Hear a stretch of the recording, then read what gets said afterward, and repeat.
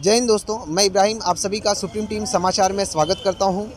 आज मैं बता दूं कि लगभग 9 दिन हो चुके हैं और अजीजिया मदरसे के जो मौलाना थे वहां पे उनके ऊपर एक अनजाने शख्स ने हमला किया और उस हमले में उनकी जो आंखें हैं वो जा चुकी है और जानलेवा हमला किया है। लगभग पत्थर से मारा गया है।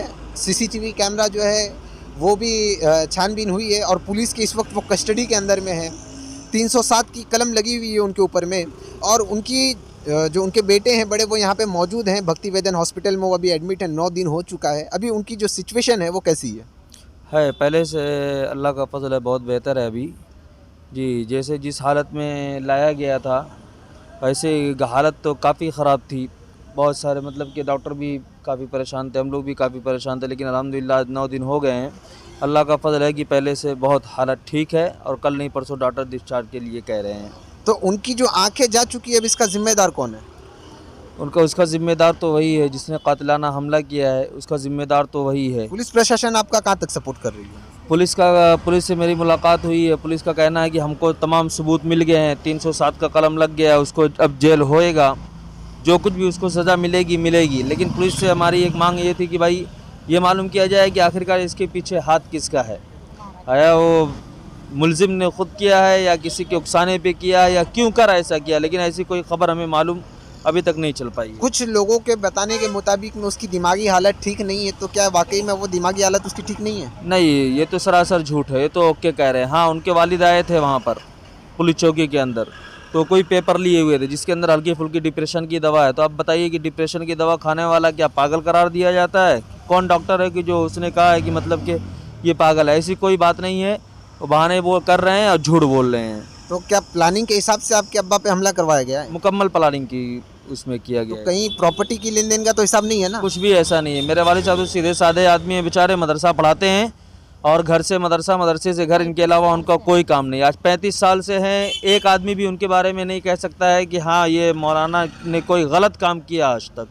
तो अभी जैसा कि आप बता रहे हो कि उनके ऊपर में जो जानलेवा हमला हुआ, तो कहीं ना कहीं मेरे ख्याल से हो सकता है प्रॉपर्टी का हो, या जैसे कि बताया जा रहा है कि उनके जो जिसने हमला किया है उसके अब्बा को आपके मदरसे से या आपके वालिद ने निकाल दिया है, ऐसा भी सुनने में आया है। कुछ नहीं, उनके वालिद साहब तो कड़िया का काम करते हैं, मदरसे से उनका दूर दूर तक लेना देना नहीं है। और मेरे वालिद से उनकी मुलाकात भी नहीं है। अगर ऐसा कुछ है तो खुद उनके वालिद का बयान लिया जाए कि क्या चीज़ है क्या नहीं है। उनके वालिद अभी खोल करके सामने रख देंगे। मेरे वालिद से उनका कोई ताल्लुक़ नहीं है। अब कितने पॉलिटिशियन ने आपका सपोर्ट किया है? पॉलिटिशियन सैयद मुजफ्फर हुसैन साहब ने खुल करके हमारा सपोर्ट किया अल्हम्दुलिल्लाह। और इसी तरीके से आसिफ शेख भाईंदर के आए हुए थे, वो भी वालिद साहब से मुलाकात करके उन्होंने भी कहा है कि भाई हमारा मुकम्मल सपोर्ट रहेगा आपके साथ में। क्या आश्वासन दिया? आश्वासन यही दिया है कि कड़ी से कड़ी कार्रवाई होगी, छानबीन होगी मुकम्मल तरीके से, और वो चीज़ें सामने आएंगी जिन लोगों ने इसको किया है। 9 दिन हो गया, अभी तक कुछ सामने आया कि नहीं? कुछ भी नहीं। चलिए, 9 दिन हो चुका है और अभी तक कुछ भी सामने नहीं आया है। और आप कौन है उनके? मैं छोटा भाई, उनका बेटा हूँ मैं, ये मेरे बड़े भाई। तो आप उस वक्त मौजूद थे वहाँ पे? कोई मौजूद था आप में? नहीं, मैं तो सहारनपुर रहता हूँ। मैंने ये हालात और हादसा सुनकर फ़ौरन उसी दिन ट्रेन पकड़कर फिर मैं अगले दिन यहाँ पहुँचा था। अभी आपको पता चला ये चीज़ तो आपको बहुत अचंभा हुआ होगा कि एक बैग हमला हुआ है। हाँ बिल्कुल, ऐसा तो कुछ था नहीं और ना हमें यकीन था कि वालिद साहब के साथ ऐसे हादसा पेश आ जाएंगे। अच्छा, कहीं ऐसा तो नहीं कि जिसने हमला किया वो आपके गांव के आसपास का है? नहीं, कहीं से नहीं। वो तो यहीं का मीरा रोड का रहने वाला है। वो तो राजस्थान का है हमारे, और हम तो यूपी के रहने वाले असलन बस। अच्छा, यानी कि ज़मीन और आसमान का फ़र्क है। हो सकता मुझे ऐसा लगा कि शायद गांव की ज़मीन का कुछ मामला हो, कुछ भी नहीं है। यानी कि सब दूध की तरह साफ़ है। अब रही चीज़ कि अब पुलिस क्या कार्रवाई करती है, किस तरह से छानबीन करती है, और जो सत्ताधारी लोग हैं या विपक्षी लोग हैं वो किस तरह से इनका समर्थन करके इनको इंसाफ दिलाते हैं। तो अभी आप जो है पुलिस आयुक्त साहब से क्या पैगाम देना चाहेंगे, क्या कहना चाहेंगे उन्हें? पुलिस आयुक्त साहब से यही पैगाम देना चाहेंगे कि उसके खिलाफ तो सख्त सख्त कार्रवाई भी होनी चाहिए, नंबर 1। नंबर 2, इसके पीछे और भी लोगों का हाथ है अगर, तो वो भी चीज़ खुल करके सामने आए हमारे। कहीं ऐसा भी तो हो सकता है कि मारना किसी और को था, मार किसी और को दिया? ऐसी कोई बात नहीं है। निशाना वालिद साहब का ही बनाया गया है, दूसरे का कि नहीं, क्योंकि मदरसे से लेकर के वहाँ तक पूरा वालिद साहब के पीछे वो फॉलो करता गया और जा करके वहाँ पर उसने वालिद साहब पे हमला किया। चलिए ये देखिए कि वो जो है ना ही कोई दिमागी हालत से पागल था, ना ही कोई दिमागी हालत से जो उसको कोई तरह की तकलीफ थी। हाँ, अब जो भी उसके घर वालों ने डॉक्यूमेंट्स दिखाए होंगे कि भाई उसको डिप्रेशन है या जो भी है, तो उससे इंसान जो है जानलेवा हमला।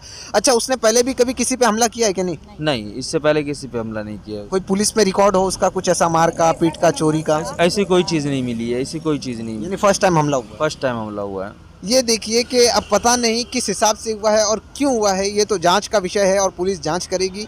मैं जानकारी के लिए बता दूं कि इस वक्त उनकी हालत जो है भक्ति वेदांत के अंदर में है, वो थोड़ी सी नॉर्मल बताई जा रही है और एक आँख जो है उनकी जा चुकी है और वो दुनिया के अंदर में जब तक रहेंगे वो एक आँख से अब देख नहीं सकते हैं। उस चीज़ की कमजोरी अब उनके लिए हमेशा के लिए रह गई उनकी ज़िंदगी के अंदर में।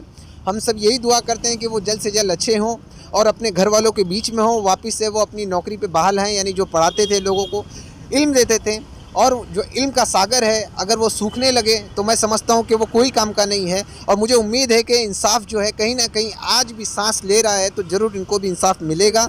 और इनको इंसाफ जब मिलेगा तो उम्मीद है कि ये लोगों का भरोसा हो जाएगा कि कानून लोगों के साथ में है। कानून के अंदर में ये चीज़ बिल्कुल साफ तरीके से आ जाएगी कि आज के वक्त में भी इंसाफ मिलता है, चाहे वो कोई भी मज़हब का हो, चाहे वो किसी भी धर्म का हो, हर एक को इंसाफ मिलता है अगर इंसाफ इन्हें मिल गया तो। और बाकायदा ईमानदारी से अगर जो है वो चीज़ की जानकारी ली गई, उसकी तहकीकात की गई, तो इंशाअल्लाह मुझे पूरी उम्मीद है कि जो इनकी जानकारी मिलने के बाद में आरोपी को पकड़ा जाएगा या उसके पीछे जो साजिश करता थे वो भी पकड़े जाएंगे। इसी के साथ में मैं इब्राहिम भक्ति वेदांत हॉस्पिटल से इन फैमिली की हकीकत को बताते हुए महेंद्र कुमार गुप्ता के साथ में जय हिंद, जय महाराष्ट्र।